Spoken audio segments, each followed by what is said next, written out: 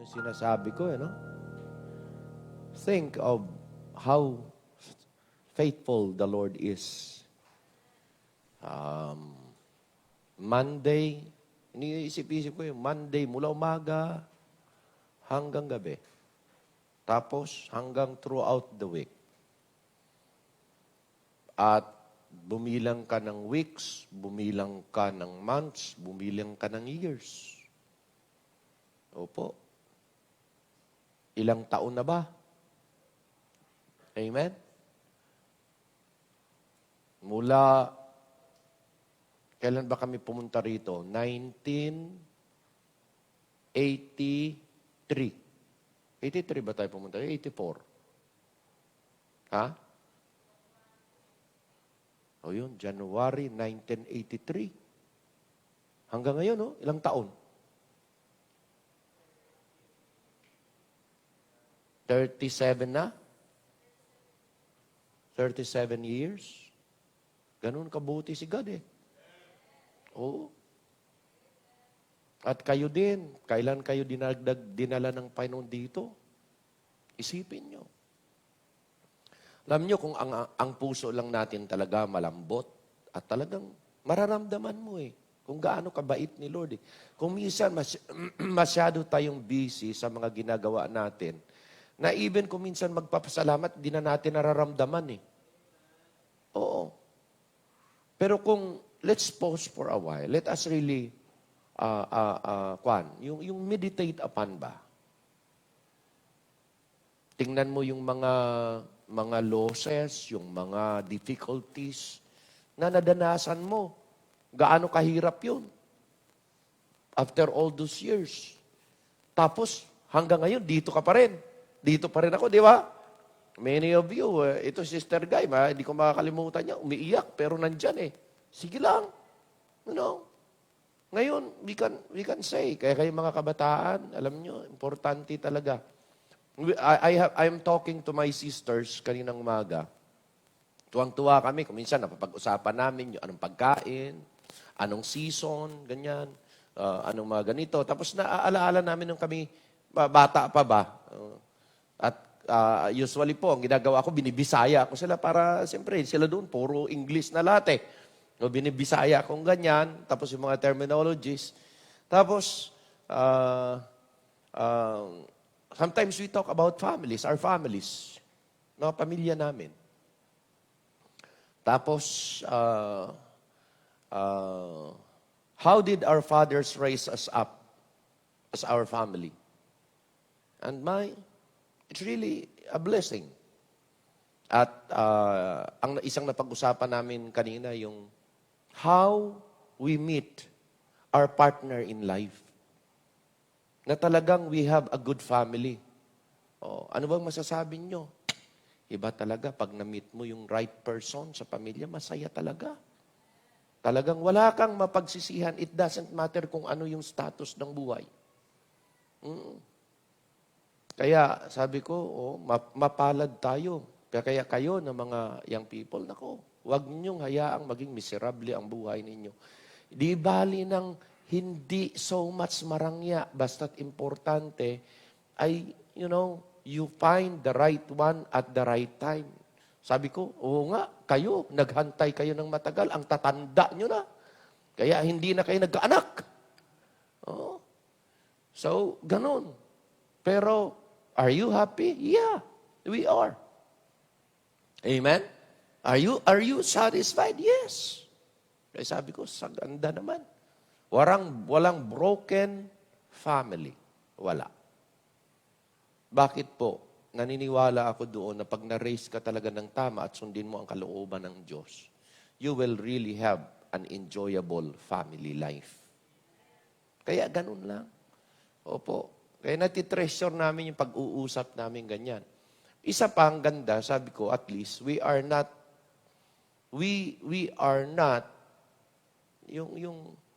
may nagustuhan ako doon sa verse, gusto ko tingnan nyo, 17:6 ng ating verse. Tingnan nyo. Unang mensahe yan, tingnan nyo. Kids, tingnan nyo ito. Yan o. I like that. Ginamitan ko sa Bible ko yan eh. Okay? Children's children are the crown of old men. Ba, ang mga anak ko pala, mga corona ko. Pag ako'y tumanda na. Pero tingnan nyo, on the other hand naman, ang sabi diyan, and the glory of the children are their fathers.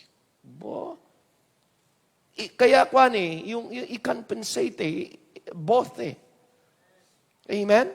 Sabi ko, pambihira naman yan. Kaya yan ang importante na you will have. Kayo, iba sa inyo, have a broken families. Sana matuto na kayo kung gaano ang heartache ng isang nanay o isang tatay na wasak ang pamilya. They are wishing, pero wala ka nang magagawa. At sana hindi mangyayari sa inyo na ganun din. Kaya learn to wait for the right time. You are already a Christian. So, you need to. Hindi talaga nagmamadali. Kaya yung lagi ko sinasabi, that's why we are raising our kids, our children in the ministry because we want you to become a principled young lady and a principled young man. Na hindi ka easily will be drawn by the barkadas. Hindi. And you are always thinking of the principles na natutuhan mo sa salita ng Diyos. At iyon ang mag-govern sa iyo to be able to make right, concrete decision that will please God. Hindi mapariwara ang buhay mo. Yun ang kailangan natin sa panahon natin. Hindi lang ganda ng katawan, hindi lang ganda ng pamumuhay, hindi yun Outside yan Kaya yun dapat, ang piliin nyo, anong gusto nyo? Miserable. Broken families. Kaya yun ang ganda niya, no? I like that. Amen? So, napakaganda. Kaya nga, dapat magpasalamat tayo. Gaano katapat si Lord? Napasalamatan natin. Amen? At yun ang mga bagay na hindi po pwedeng mabili ng pera. Hindi yan kayang bilhin or palitan ng material na bagay. Yaman yan na hindi pwedeng makukuha. At yan ay nanggagaling sa salita ng Diyos. Amen? Okay? So, let us go to the Word of God kung nakaready na kayo. Amen? Hindi pa mensahe yan. Okay? Sa mga viewers natin, okay, sa mga members natin sa ibang bansa, God bless you kung kayo nanonood. Of course, mga kakilala namin, mga relatives, okay? Tuloy sa aming live streaming, continually po, na manonood kayo at we will be happy sa lahat po ng nanonood dito sa Pilipinas, sa bayan ng Concepcion. We are so glad na kayo po ay nagtutugay-gay at sumusunod at lagi you are looking up. Kung hindi man kayo maka-live, then we will just follow through doon sa, ano nga kuha natin? Ang ating Concepcion Bible Baptist Church Ministries. Okay? Nandyan ho yan. At nandyan yung mga mensahe, naka-record dyan. Maklik lang ninyo yan. Okay na. Okay? Sa mga members natin sa tahanan, thank you very much. Okay? Tuloy-tuloy ang inyong joining with us kahit na hindi kayo makapunta sa church. At the same time, we praise the Lord sa mga nandito. Okay? Kung kayo naka-ready na, I want you to get your Bibles and open it in the book of Joshua chapter 1. Okay? Joshua chapter 1. Okay? Verse number 6, 7, 8, 9, 10. Joshua chapter 1. Okay.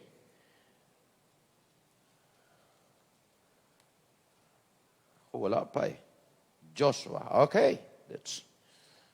Nandiyan na ba? Say amen. Tayo lahat. Basahin natin in unison para maiba naman. Okay? Kung wala kayong Bible, tingin kayo dyan. Kung may Bible kayo, sa Bible tumingin. Okay, verse number 6. Ready na ba kayo? Okay, 6 to 9, Ready? Sabay-sabay, go! Be strong and of a good courage. Unto the people shall you divide an inheritance of the land, which I swear unto thy fathers to give them. Only be strong, that thou mayest observe to do according to all the law, which Moses my servant commanded thee, to turn not from it to the right hand or to the left, that thou mayest prosper whithersoever thou goest.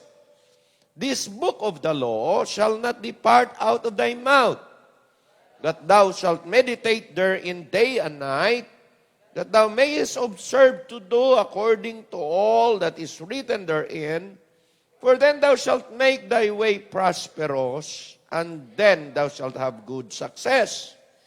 Have not I commanded thee, be strong and of good courage, be not afraid, neither be thou dismayed, for the Lord thy God is with thee, whithersoever thou goest. Ephesians chapter 5, verse number 10, bago kayo uupo, let me read that. Ephesians 5:10, ang sabi ay ano? Okay. Ephesians ba? 6, hindi 5. Ephesians 6:10. Okay. Ang sabi diyan, finally, my brethren, be strong in the Lord and in the power of His might. Pagpalain ng Diyos ang kanyang mga salita. You may be seated. Okay. Today, I want to give you a message entitled, Be Strong and Be Very Courageous in the Lord.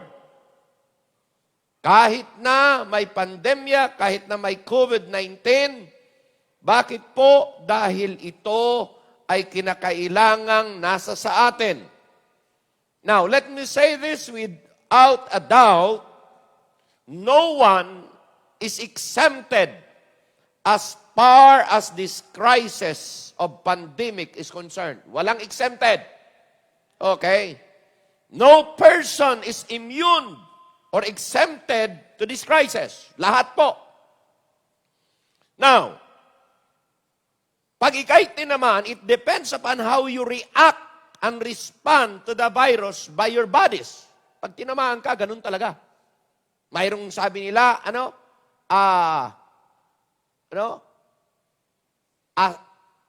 asymptomatic. Tama yan? Ang isa ay symptomatic at ang isa ay asymptomatic. Okay? Now, depende yan sa reaksyon ng katawan mo. Lagi nating sinasabi na pag malakas ang iyong immune system, magiging asymptomatic ka. Ibig sabihin, hindi ka kaagad manghihina. Okay? Pero, kung continual ka na-expose sa ganyan, okay, talagang sooner, pag tuloy-tuloy yan, manghihina ka talaga dahil siyempre, magkasakit ka eh. Gugupuin niya ang lakas ng iyong katawan. Okay? Your strong immune system must be maintained to fight the pandemic. At nais kong sabihin sa inyo, ganyan din. Okay? That's the only way, sabi niya, you will not succumb or give way to its control. Kailangan talaga labanan. Kailangan talaga hindi ka mapa-under sa kontrolan ito. Pag ikay tinamaan. Now, alam ba ninyo na ganyan din ang sitwasyon at sa ating spiritual na kalusugan? Hello? Ganyan din. Sabi niya, the same in our spiritual life. Once you are weakened spiritually, pag ikay nanghina spiritually, you will be easily defeated and immediately weakened by anything that will hinder your good health spiritually. At yan po ay kinakailangan nating iminti na. Maraming mga Kristiyano na malakas ngayon. Pero ang dali nilang magupo ng mga pandemya sa mundo, ng mga kamunduhan, na kung saan ang kanilang buhay ay nakontrola nito. Kaya nga mayroon tayong tinatawag consistent worship. Mayroon tayong consistent prayer life. Mayroon tayong consistent reading the Word of God. Mayroon tayong consistent devotion. Bakit ho? That is how we make our immune system spiritually strong. Para hindi tayo matalo ng anumang tukso sa mundo. Hindi tayo kaya nating mapaglabanan anumang trap, anumang yung enticement or inaakit tayo ng mundo. Kaya nating mapaglabanan pag malakas tayo spiritually. Same also sa pandemya. Kaya mong lalabanan yan pag malakas ka physically. Kaya mga minamahal ko, importante na ang ating immune system ay malakas. Physically, para malabanan yung pandemic, at saka malakas ang ating immune system spiritually para malabanan natin anumang mga attraction that destroy, mga tinatawag wiles of the devils, mga pamamaraan ng demonyo at ng mundo. Ngayon mga kapatid, kaya ang sabi diyan, be strong and be very courageous. Amen? Pag malakas ka, tapang ka. Amen?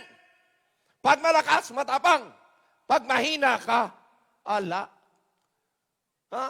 Wala kang tatakot ka. Tama ba? Hindi. Ganun lang yun. Kaya siya, be strong and be very courageous. Okay?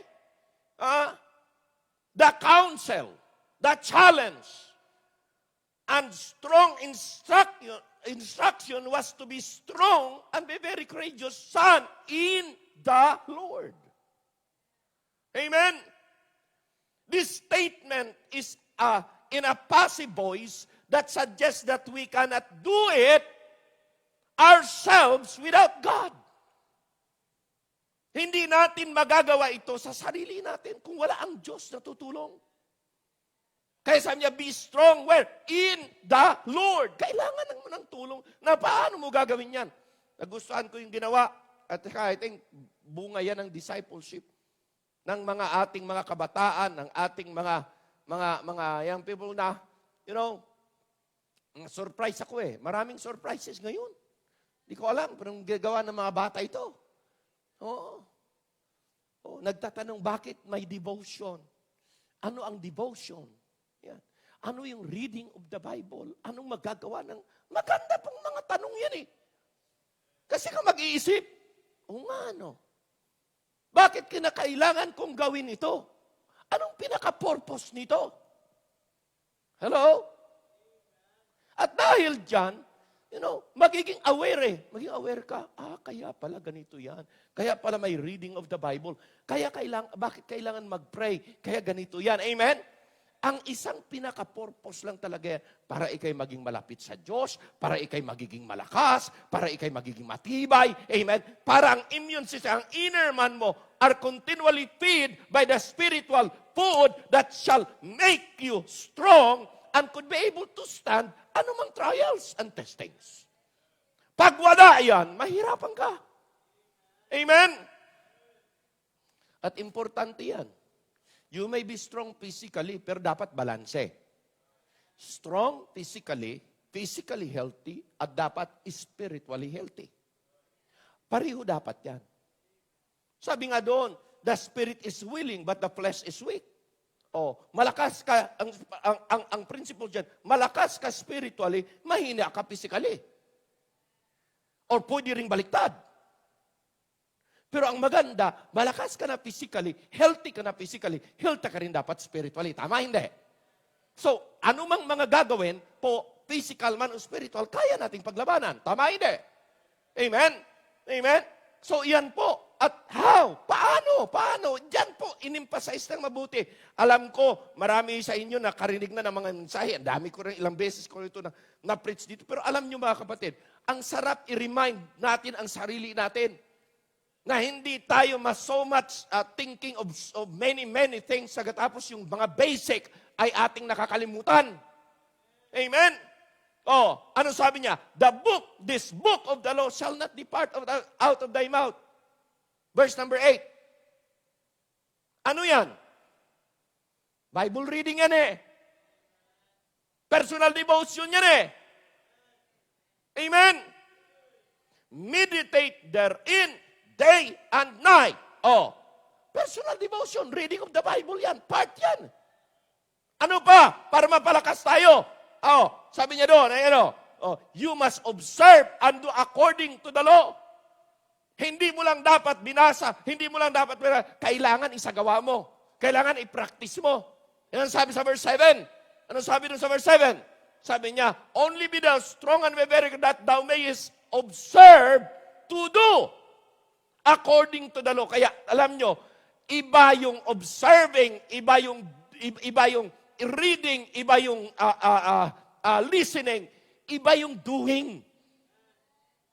Ang application, sabi ko nga sa inyo, is the missing link of all the studies of the Bible. Today, sa mga Christian, kaya ang nangyayari, mga kapatid ko, okay, nagsisimba sa church. Pero hindi nagbabago ang buhay. Hindi nag-grow.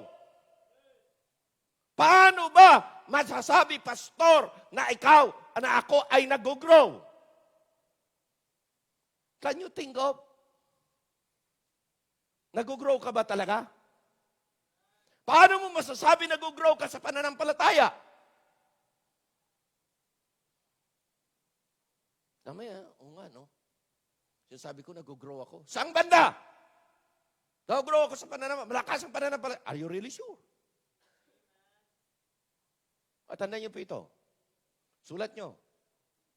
Malalaman ko lang na lumalago ako sa pananampalataya, number 1, pag ang aking pag-ibig sa Diyos ay lalong nag-i-increase. Pag ang aking desire sa salita ng Diyos ay lalong nag-i-increase.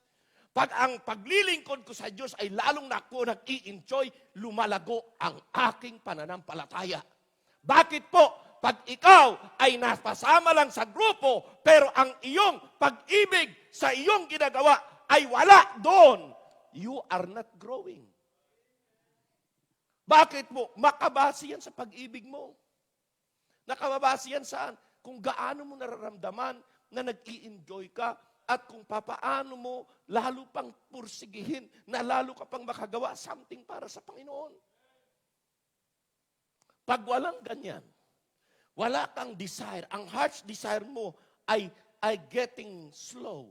Ang heart's desire mo ay parang wala. There is something wrong na dyan sa puso. Hello? Mas gusto mo hilig sa party, sa lahat ng mga ganito, sa lahat ng kasayahan, okay ka doon, active ka doon. Pero pagdating sa relasyon mo sa Panginoon, ang hina mo. Pagdating sa relasyon mo sa Panginoon, pagdating sa panalangin, para kang nanlulupaypay, para kang ang bigat ng katawan mo. Pagdating sa prayer, nakakalimutan. Pagdating sa salita ng Diyos, wala kang ka-enjoy. Hindi mo nalalasahan ang binabasa mo. Minabadali mo lang kasi obligasyon. You are not growing. Amen? Doon mababase ang pananampalataya. Pag ang pag-ibig mo sa Panginoon ay lalong lumalapit. Ang pag-ibig mo sa gawain, sa ginagawa mo, lalo mong nararamdaman at nai-enjoy mo. Yun ang sarap eh. Kaya kailangan, you need to be very... Bakit to? Alam nyo, pag hindi yan nag-i-increase, pag yayain ka ng mga kaibigan mo, yayain ka kung saan-saan, kadali mong pumunta roon. Ano lang naman ginagawa ng mga kaibigan nyo? Kayo nakakaalam. Tama, hindi? Pag ang mga kaibigan mo sa labas, kasama nyo, anong usapan? Anong usapan? Spiritual? Anong usapan? Chismis dito, chismis doon. Amen? Tahimik.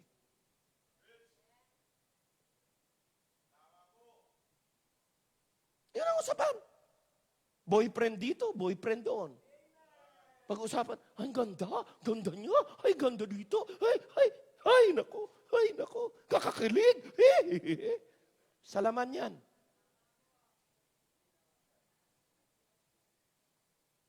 Nagets? Nakaka-relay kayo? Pastor, relay na relay.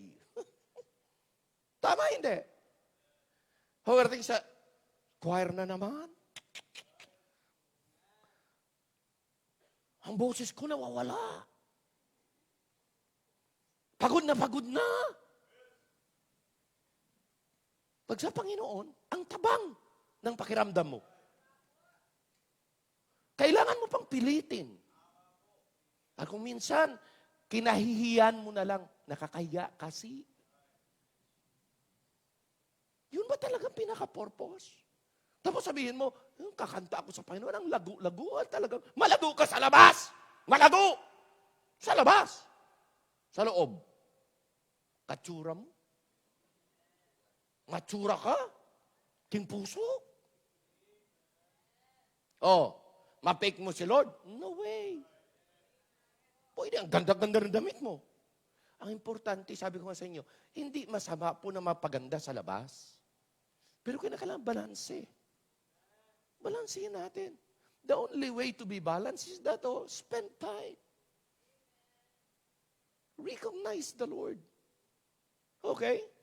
Learn to do and observe what you've learned. Apply it.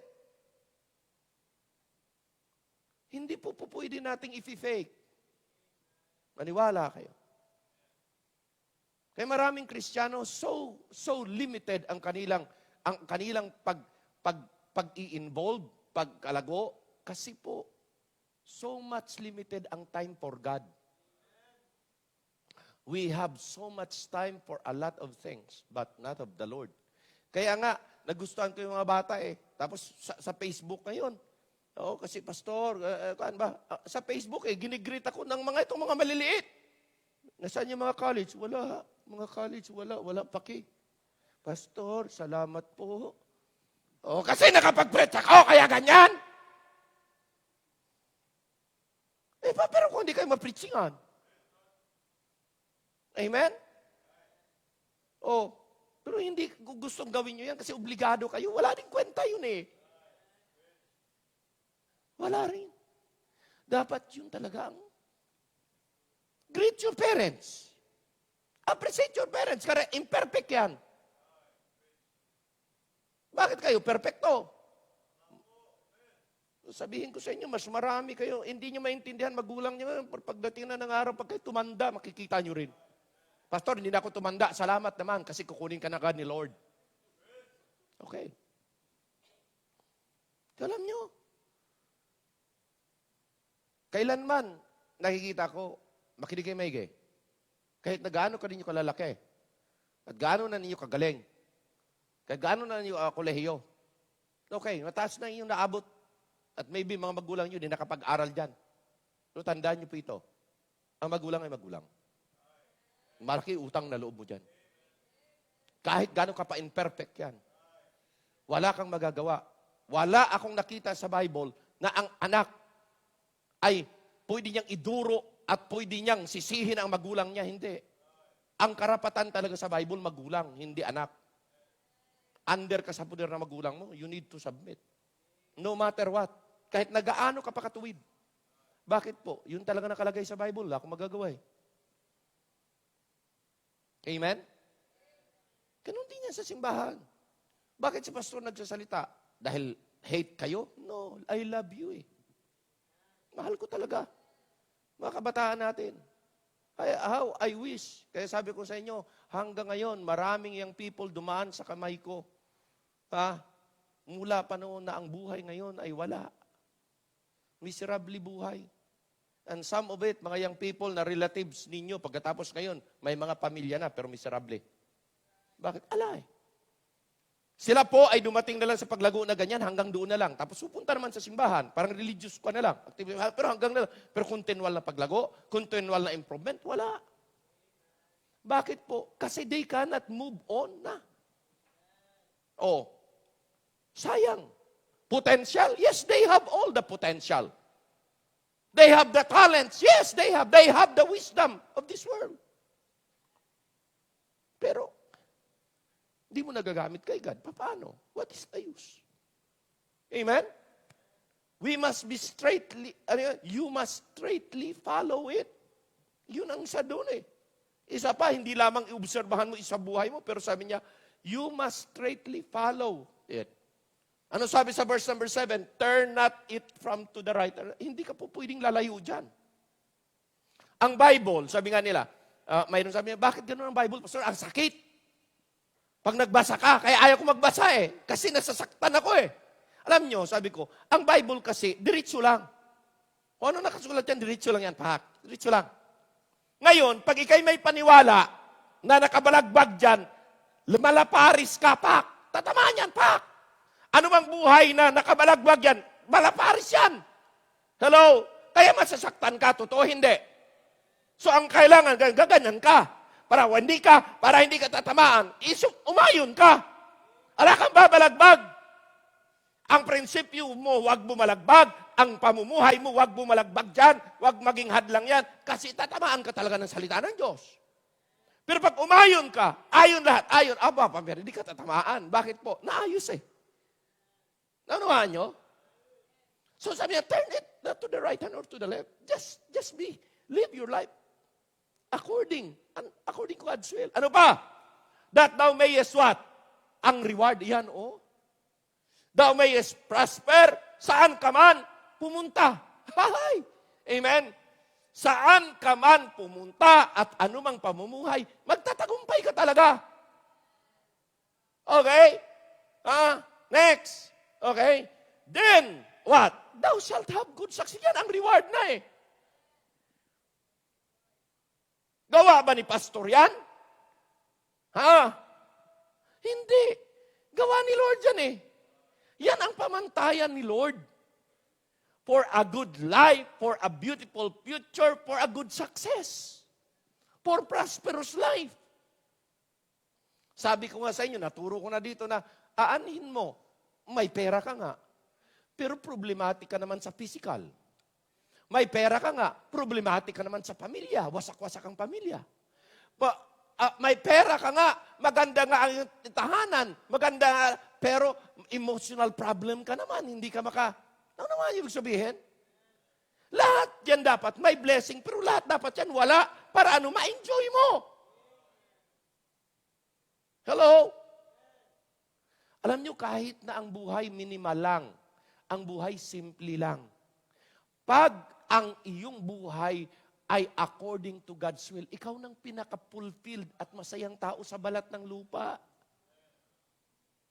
Kahit ano lang dyan, may enjoy mong pagkain eh. May enjoy mo pati pagtulog. Bakit o? Kasi, alam mo, ang buhay mo ay nasa kamay ni God. Hindi ka hirapan eh. Rather than ito, pag wala sa kalooban ng Diyos, punta ka sa church. Pag punta mo sa church, ganyan, nakaupo ka dyan, nakatunganga, pagkatapos kikita mo ang ang dati mong ginagawa, hindi mo na ginagawa. Hindi ba mayroon kang feeling, nag-envy, mabuti pa sila. Mabuti pa sila. Tama, hindi? Ano pa? Pag nakaupo ka yan, nag-preach si pastor, tapos medyo na-touch yung ginagawa mo, kagad-agad, ang loob mo tinatamaan na naman ako ni pastor. Bakit po? Kasi mayroong something doon na mali. Nakabalagbag kasi, kaya tatamaan. Hello? Pag nandyan, nakikinig ka ganyan, pagkatapos, guilty ka, may nagawa kang mali. Naku, ang sunod mo kaagad, iisipin, kapilan pa kaya matapos yun, kalaot, o katagal, kalambat. Magmadali kagan mo ko eh. Bakit? Ayaw masaktan eh. Ayaw marinig. Kaya marami ayaw babasa ng salita ng Diyos. Kasi pag binasa ng salita ng Diyos at mayroon siyang guilt ganyan, sigurado tatamaan siya. Ganon din sa preaching. Tapos, si pastor pang pagsabihan mo, pastor naman, hindi ako mahal. Siguro, sunod na ipipreach ko. Okay. The chastening of the Lord. Nagawa na yan, nagawa na. The chastening of the Lord. Pero, what can you get out of the chastening of God? Lahat maganda. Amen. Lahat maganda. Hindi positibo, hindi negatibo yan. Opo.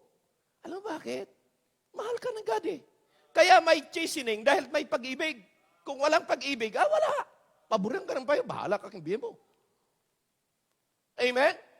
Ganon din yung pastor, ganon din yung magulang. Kaya kuminsan, wag niyong sisingin, wag yung, si Mana naman, kaalaga-dakdak ng dakdak. Kung may punto naman, tanggapin niyo lang. Pero kung mali ka naman, aminin mo. Oo. Mayroong mga bata talaga na sagutira. Sagutero. Nagsasalita, magsasagot pa. Ngayon, pinapakita niyo kung ugali mo. Pag ikaw, palasagot sa magulang. Darating oras, pag kayo magmagulang, mas palasagot yung anak mo kasi iyan ang itinaning mo, siya ang anihin mo. Ganun yan eh. Sa amin, law namin, special kami magkapatid, bawal kami mga kapatid magsagot. Kung minsan sa pagsagot na lang, lakasan mo lang po siya, oh! Ulitin mo, ulitin mo. Oo. Nanginginig pa. Oh. Ganun eh. Pero may mga, at tanya na ito, pag katuloy si Ansan, pag nasanayan mo, lagi kang sagutera, lagi kang palaban, sunshine, lalakihan mo, ang ugaling ganyan, lalo na pag nagdadalaga, ang ugaling ganyan, talagang lapastangan. Kahit ano pang sabihin mo. Learn to really just. Amen ba? The same with God. Kala nyo, sa kwan lang yan, kasama din sa Panginoon yan. Amen? Kaya dito sa Bible, tinuturuan talaga tayo ng, good manners and right conduct. Hindi ka lang tuturuan ng prinsipyo, tuturuan ka ng tamang asal ng salita ng Diyos. Saan mo makukuha yan? Hindi yan makukuha sa labas. Kasi yung mga nagtuturo dyan, walang manners, wala ding conduct. Amen? Sa Bible lang yan eh. Kaya yun sabi, spend time. Spend time with God. When you spend time with God, mahawaan ka talaga ng karakter ni God. Amen? Introduction niya pa yan. Ang mambihira naman. Sa totoo lang mga kapatid, sabi ko, naalala niyo yung sabi ko, nung bago pandemya, na sabi ko, iksian ko mensahe ko. Talagang maiksi. Hindi, humahaba na naman. Hindi ko alam bakit. Baka kailangan nyo talagang habaan siguro para mapakinggan nyo. Kailangan may kape. Kasi ngayon, yung may kumain na, kaya kahit na parang, amen? Bilisan natin. Ako ang napapagod kayo, nakaupo kayo, pero maniwala kayo, napapagod talaga ako.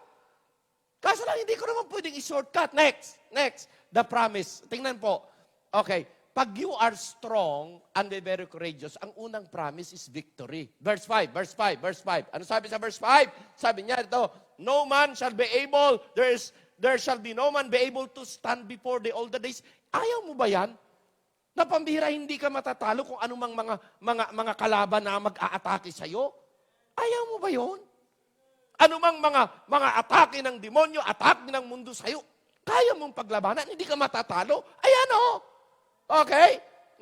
No man, sabi niya, shall be able to stand before thee all the days of thy life as I was with Moses. With that statement, mga kapatid, God already promised, nakakampi niya ang Diyos.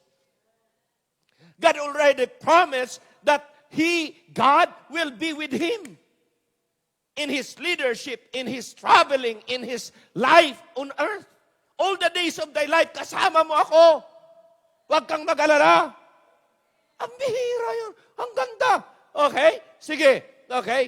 I will not fail thee. Nandoon ang kasulatan. I will not fail thee nor forsake thee. Ang ganda nun eh. Opo. A special comfort to Joshua would have been the fact that God would be with him. In the sailing way, he had been with Moses in the same way yan eh. As he was been with Moses. An encouragement to Joshua because God repeated this word. Ilan? 3 times inulit ng Panginoon, be strong and be very courageous. Nandoon yan sa verse 6. Inulit sa verse 7, be strong and be very courageous. Inulit sa verse 7, bakit po? Bakit ka kailangan maging malakas? At hindi ka matatakot? Because sabi diyan, God would be with him always. Ang ganda niyan, mga kapatid ko. Yan lang lagi ang paghuhugutan mo ng lakas, hindi ka maaano eh. Okay, move. His presence is with him. His power is with him. His protection was with him. His preservation was with him. Amen? Yan po ang nakasaad. His prosperity was given to him. So was he to all of us. Sa panahong ito, has he promised, no man is able to stand against thee all the days of thy life. As I was with Moses, so I will be with thee. I will not fail thee. I will not forsake thee. I will be with you always. And I will be your life partner for success and victory. Yun po ay pangako ng Diyos kay Joshua. Pangako ng Diyos kay Moses. Pangako din ng Diyos sa atin ngayon. Wow! Next! The promise of not only victory, but the promise of prosperity. Di ba yan ang gusto natin? Di ba yan ang hanap nyo? Di ba yan ang hanap natin? Yan ang hanap ko. Materially speaking, I want to be prosperous, kala nyo. Kaya gusto ko yumaman. Hindi ko yayaman, kundi kayo yayaman eh.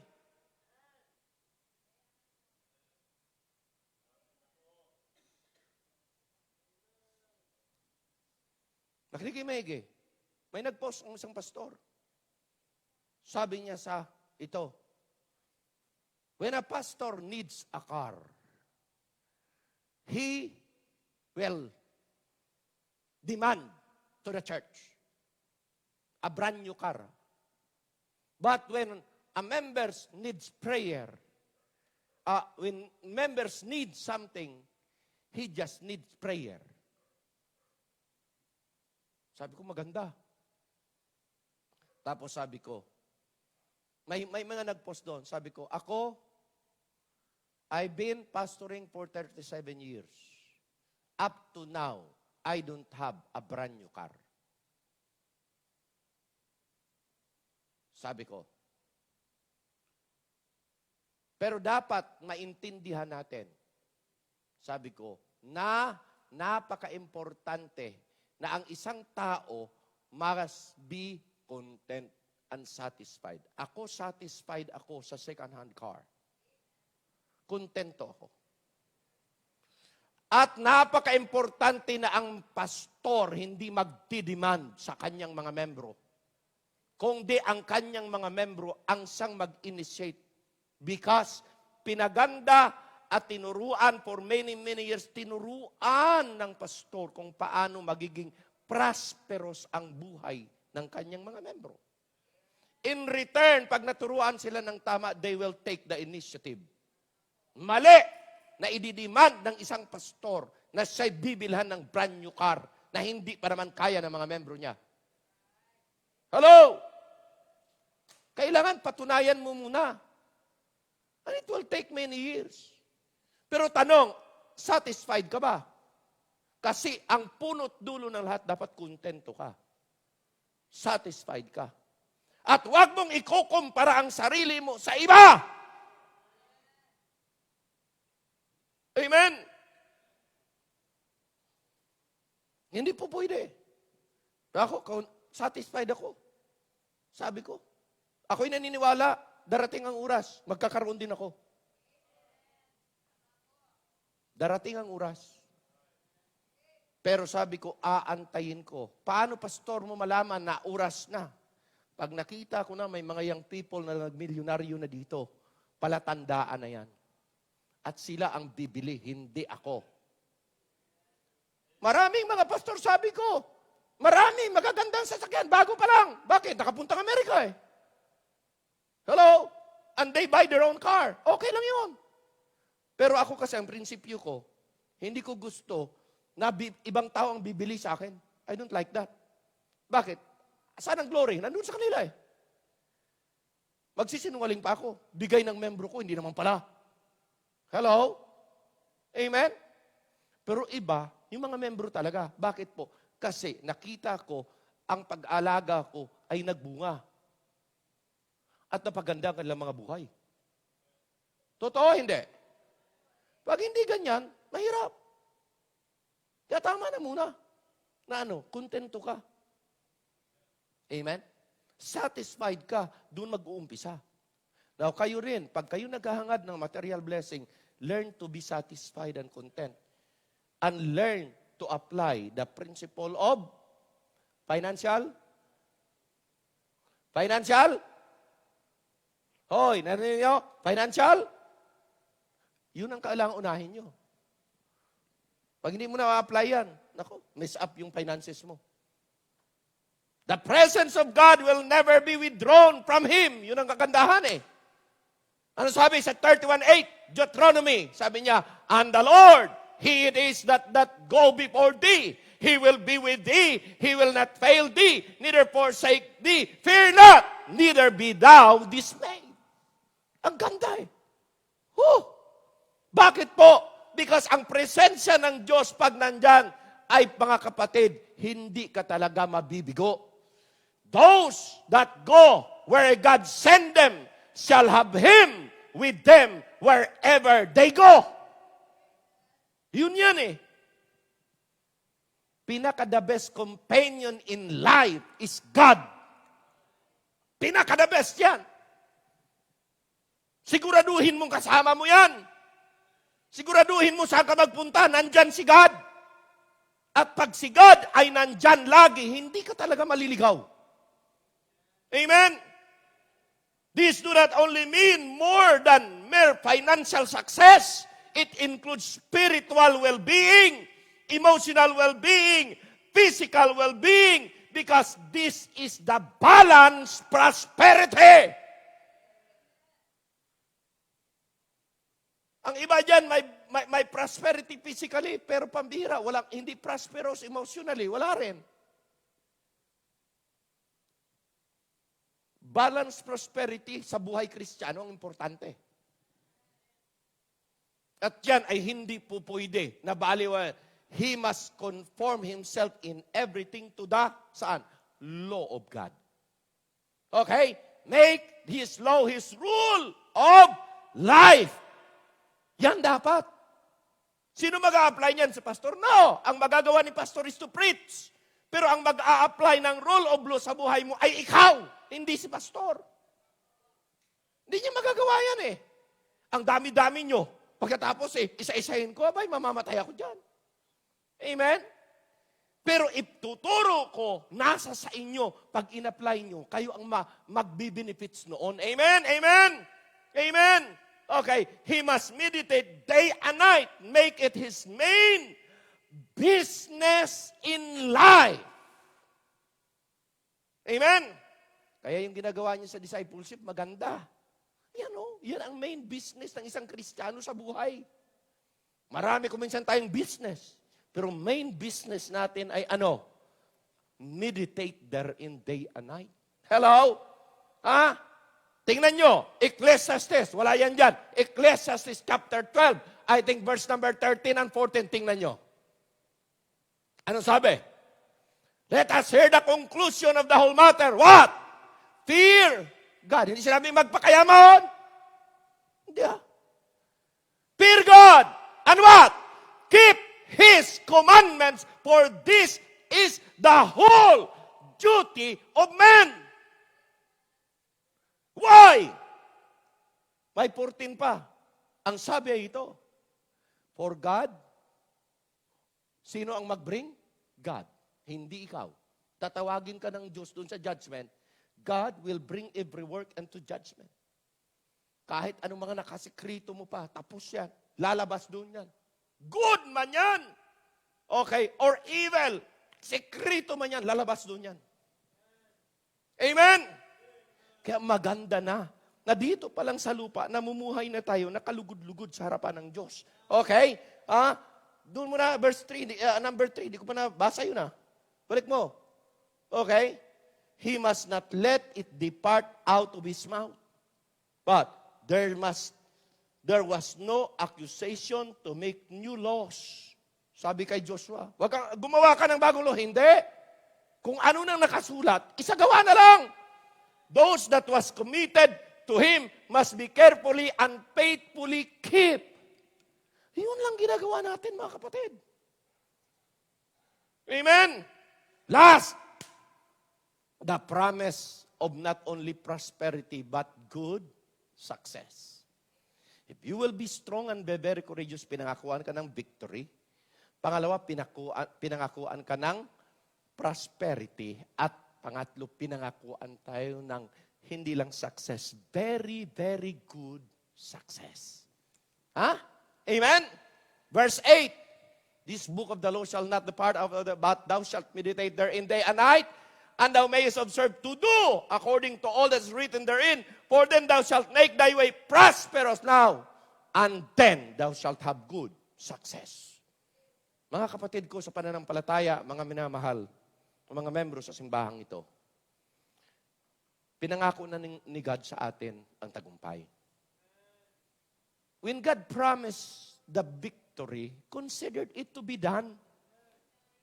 Ayos na yan. Settled na yan eh. God already promised us what? God already promised us prosperity. God already promised us good success. Pero kanino prinamis yan? Doon sa nag-keep at doon sa nag-do. Pwede mong ginawa. Pwede mong napakinggan. But if you do not do and keep it, wala kang good success. Wala kang prosperity.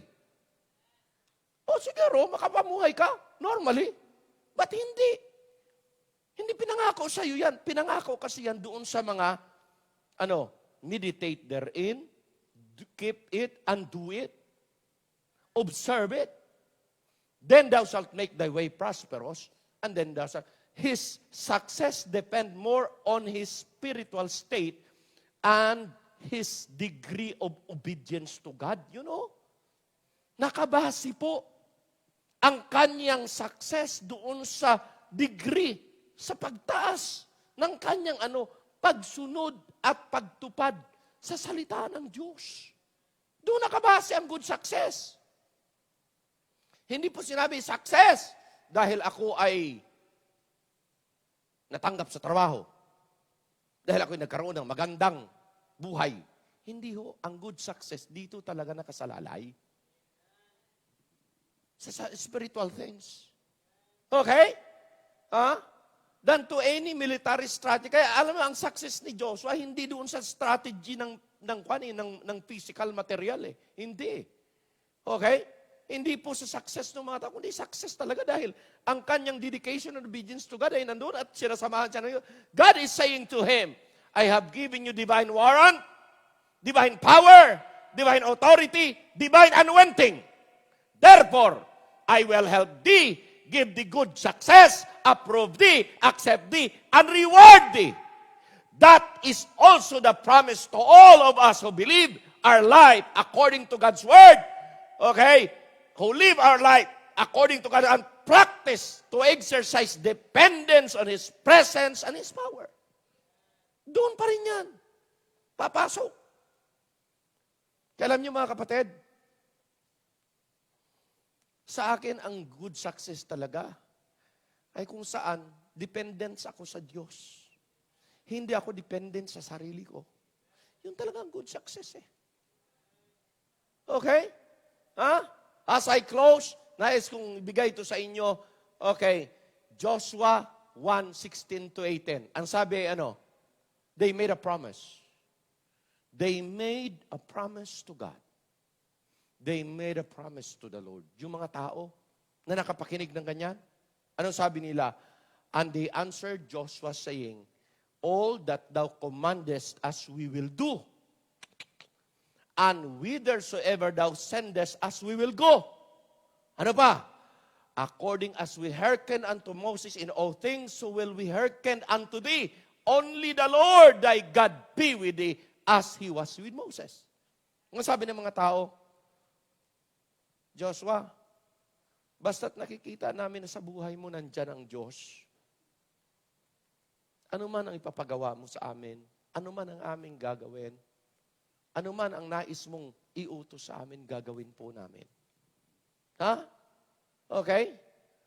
Whosoever he be that doeth rebel against this commandment will not hearken unto thy words. In all that thou commandest him, he shall be put to death. Only be strong and of good courage. Verse 18, mayroon pa pala. Akala ko 3 lang eh. Nandun pa rin sa verse 18, no? Pinakahuli. 4. Be strong and of a good courage. No? Now, balik tayo po doon as I conclude. Ito po. The nation made a covenant. Ito importante. The people made a promise. Sino ito? This is not the old generation. Patay na yung mga old generation eh. Who are these? These are the new generation. That is the 19 years old baba. Yan. Na nililid ni Joshua. The next generation. Made a covenant. Okay? The promise of what? Obedience to Him. As subject to their prince, as a subject to their prince, and as a soldier to their general. Ang ganda. Yun ang kanilang statement. Ito pa, they pray that the presence of God will rest and stay sa kay Joshua. Kung ano man ang ipipray nyo sa akin, ang una talagang ipag-pray ninyo, alam nyo kung ano? Nang kapangyarihan ng Diyos will continually control the life of your pastor. The anointing of God will be there. Opo, yan ang una nyo talaga. Of course, sunod physical, pero alam nyo, ang una talaga na inyong iaas, yung anointing ni God. Yung empowerment ni God. Yun po ang kailangan ko eh. Opo. Okay? The best we can ask for God, for our pastor, magistrates, favor from God, they keep close to God. Yun talagang pinaka-importante. And see, they pass an act decree. Na to make it a debt in its penalty for any Israelite to disobey. Grabe yan. Because of the severity of military training and discipline of a trainee when they need it in war. Kaya talagang ganun. Katindi. Okay? Mayroon pa? Wala na. Okay? Now, mga minamahal ko sa oras na ito, tanungin ko kayo, doon sa punto, do you have that courage? Are you a person with power and strength spiritually? Hindi physical. Kasi doon manggagaling eh. Tumayo tayong lahat. And let's all stand up. I want you to bow your head. I want you to think. I want you to think of being strong spiritually, courageous spiritually in the Lord. Kung hindi mo pa na-develop yan, you need to develop because develop that personally in your life because, there is a promise of victory for all of those who stay, who live in the presence of God. The promise of victory, the promise of prosperity, the promise of good success. Di ba yun ang hinahanap natin? Then, you need to claim that, but you must surrender and say, Lord, I must be strong. I must be very courageous. I must be dependent in you. Because I cannot do this without your presence, without your empowerment, without your strength. Panginoon, help me. I will be faithfully obeying your word and respect my elder, respect the man of God, respect my parents. If that is your desire, nais kong i-open ang altar, our musician will play, and you must commune with the Lord. Kung ano man ang inimpress sa inyo ng Panginoon, kailangan niyong gawin. This is an individual decision. This is a personal one, and you must do that. God will bless you if you make it. If you do it. Step from where you are. Punta kayo dito sa altar. The altar now is open. You come and pray, Lord. I want to have good success. I want to have prosperity. I want to have victory. God, please. Hindi ko magagawa ito, Panginoon, kung hindi mo ako sasamahan. Kung ang way to have all of this is to spend time more with you, spend time more in your word, and obeying your word. Lord, tulungan niyo po na ito ay aking magagawa, ito ay aking maipractice, ito ay magiging habit ko, Panginoon. This is a very basic teaching, mga minamahal ko. In fact, kung lagi tutuusin nyo, after you got saved, ito talaga ang unang gagawin. We should not be a listener, we should be a keeper of the word and a doer of it, applying it in our personal life. Claim that ngayon. Claim that. Sige. I'll give you time to pray.